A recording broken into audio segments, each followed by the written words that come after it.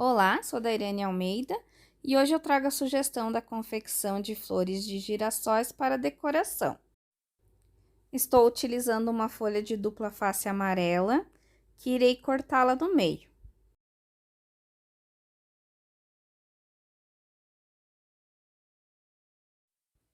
Este girassol é bem fácil de fazer. Eu irei dobrar as duas partes em formato de leque. A medida para a dobra será de 3 centímetros. Espero que vocês gostem do vídeo. Curtam, se inscrevam no canal, compartilhem, deixe comentário.